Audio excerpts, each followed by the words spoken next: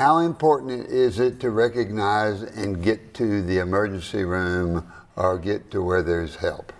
So it is incredibly important that we recognize these symptoms because time is muscle. So and time that's is what we muscle. say. So time is muscle. So we know the earlier that you present at the onset of symptoms of a heart attack, the more likely we're able to treat you appropriately, to get the arteries open, to restore blood flow and prevent complications. So it's time to say, Mayday, Mayday, when you've got the symptoms that you think are a heart attack. Yes. When you say fatigue and shortness of breath and I just don't feel good, a lot of times people have those symptoms. Is everybody going to rush to the emergency room? How do you know when to go and when to not? That's a very difficult question to answer, but most of these women that present this way, they know something's wrong. Something significantly has changed in a short period of time.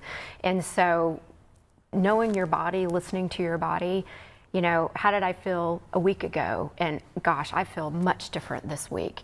It's a dramatic change in the way that they feel. Is there something you should do when you feel that way? It should be 911, aspirin to the emergency room. What should we do? Should we drive ourselves? Should somebody else drive you? Tell me about that. This is serious talking. It is. So when there's a dramatic change in your symptoms and you definitely know something is wrong, and you have these constellation of symptoms, certainly calling 911 is the fastest way to get help because you can be triaged appropriately and get help most efficiently.